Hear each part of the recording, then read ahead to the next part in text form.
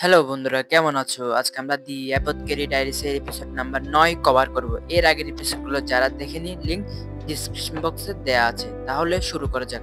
এই এপিসোডটির নাম হলো সুসাইড অর মার্ডার। তাহলে শুরু করা যাক। এপিসোডের শুরুতে দেখি যে মাস্টার জিনসির একজন অনুগত কর্মচারী যার নাম কউন মারা যায় বলে মনে করা হয়।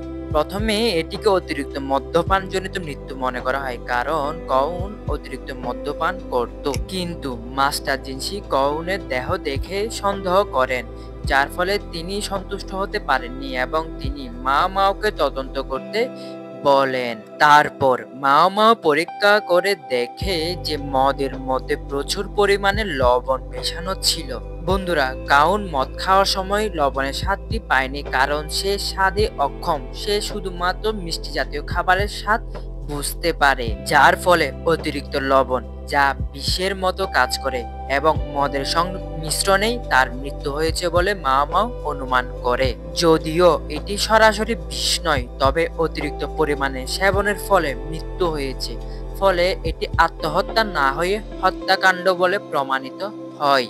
এর কিছুক্ষণ পরে আরেকজন ব্যক্তির মৃত্যুর সংবাদ শোনা যায়, আর সেই ব্যক্তিটি হলো লেডি আদুয়োর একজন পরিচারিকা, যে কিনা পানিতে ডুবে মারা যায়।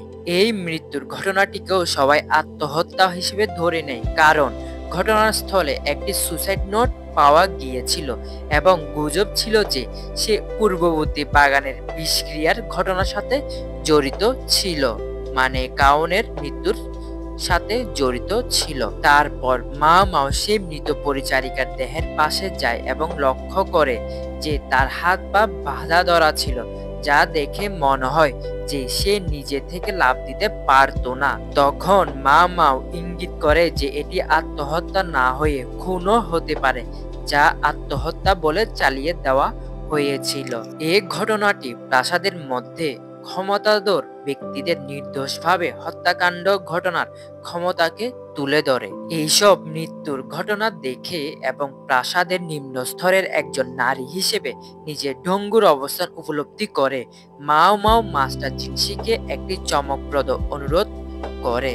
আর মাও মাওর অনুরোধটি ছিল, যদি কখনো এমন সময় আসে যখন তাকে মৃত্যুদণ্ড দিতে হয়, তবে যেন তাকে বিষ প্রয়োগে হত্যা করা হয়।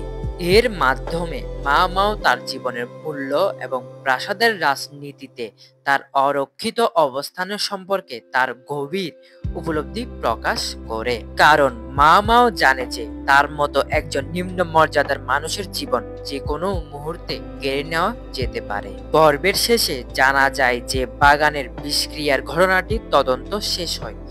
গাওসুন মাস্টার জিনসিকে জানায় যে লেডি আদুয়ের প্রধান পরিচারিকা ফ্যাং মিং এর ঘটনার মূল পরিকল্পনাকারী ছিল।